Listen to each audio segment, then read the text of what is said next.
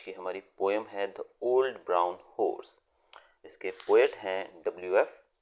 हॉम्स। तो इस पोएम के क्वेश्चन आंसर्स हम इस वीडियो में देखने वाले हैं। तो सबसे पहले हम स्टार्ट करेंगे मीनिंग्स के साथ। तो मीनिंग्स आप अपने स्क्रीन पे देख सकते हो।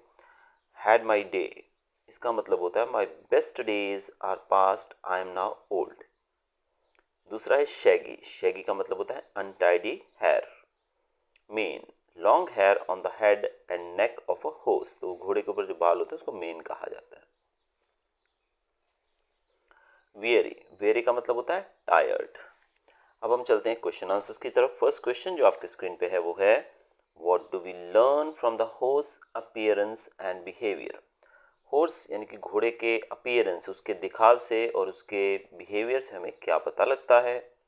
तो आंसर है इसका from the horse appearance and behaviour we learn that the horse is very old, shaggy, not very well cared for and a bit sad, but the horse longs for and responds to human touch। अब यहाँ पर घोड़े के appearance के बारे में बात की गई है पहले कि उसका अपीयरेंस कैसा, दिखाव कैसा है।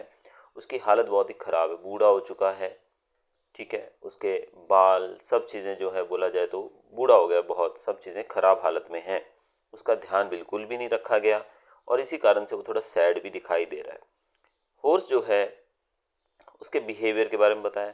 हॉर्स जो है वो रिस्पॉन्स देता है किसको, ह्यूमन टच को, यानी कि इंसानों से उसको बड़ा प्यार है। अगर कोई इंसान उसको बड़े प्यार से टच करे तो वो तुरंत हिनहिना कर या कोई भी आवाज़ निकाल कर उसका स्वागत करता है, उसके टच को एक्सेप्ट करता है।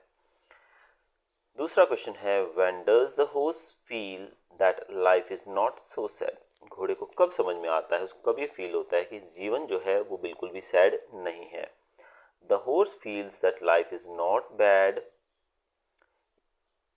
when a passerby speaks a kind word and strokes its mane and shaggy coat।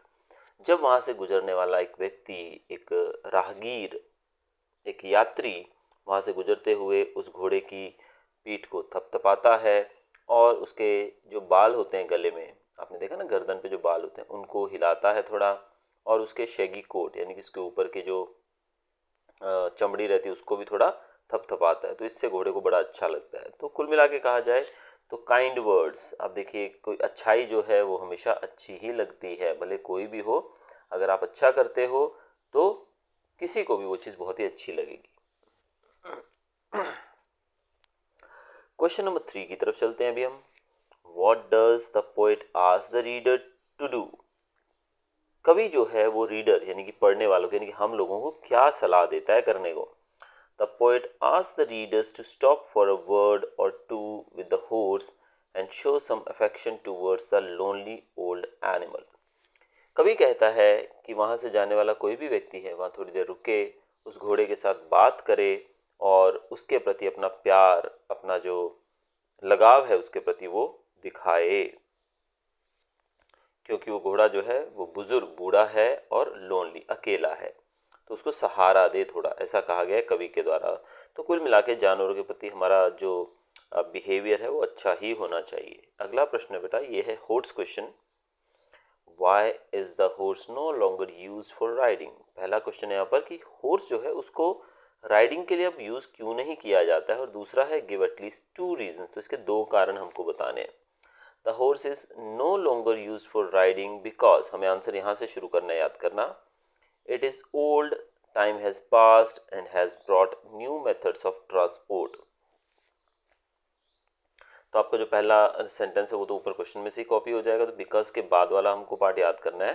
तो घोड़ा जो है बूढ़ा हो चुका है, उसका समय बीत चुका है और अब ट्रांसपोर्टेशन के नए नए मेथड्स आ चुके हैं, जिस कारण से उस घोड़े का उपयोग नहीं किया जाता है। कौन से मेथड आ गए हैं, जैसे कि आजकल मोटर कारें आ गई हैं, making the use of horse redundant. अब घोड़ा जो है उसका यूज़ थोड़ा सा कम हो गया है, क्यों, क्योंकि अब नए नए मेथड्स आ गए हैं। पुराने समय में लोग घोड़ों का उपयोग करते थे एक जगह से दूसरी जगह जाने के लिए, घोड़ा गाड़ी खींचने के लिए घोड़े यूज़ किए जाते थे, या फिर घोड़े पे बैठ के भी जाया जाता था। लेकिन अब घोड़े जो हैं उनको थोड़ा अवॉइड किया जाता है क्योंकि नए मेथड आ गए हैं, मोटर कारें आ गई हैं, बसें आ गई हैं। नेक्स्ट क्वेश्चन हमारा देखते हैं, what would you have done to make the horse last years comfortable. आप अगर होते तो आप उस घोड़े के अंतिम दिनों को, यानी कि उसके जो लास्ट समय था जिसमें वो भी है, इस कविता के माध्यम से हमें पता लगता है, तो आप उसके दिनों को अच्छा बनाने के लिए, कंफर्टेबल बनाने के लिए क्या करते? I would have been kinder to the horse. पहली बात कही गई हमें, मैं अगर होता तो मैं उसके प्रति काइंड रहता। Taken care of his body, उसके शरीर का मैं ध्यान रखता। So that his coat did not remain shaggy, ताकि उसका जो अपर चमड़ी है वो शैगी यानी कि गंदी ना होती।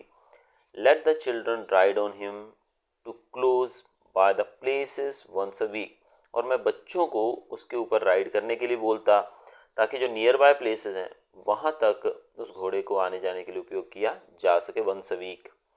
Do something about his lame leg and blind eyes, और उस घोड़े की ब्लाइंड आइज, घोड़े की आंखें भी ब्लाइंड थी, तो उसके लिए भी मैं कुछ करता। उसकी लेम लेग यानी कि उसकी जो पैर था जो खराब था, लंगड़ा था, उसको भी मैं ठीक करने की कोशिश करता। तो ये था बच्चों हमारा पोएम के क्वेश्चन आंसर्स। वीडियो अच्छा लगे तो चैनल को सब्सक्राइब करना मत भूलिएगा। Till then bye bye.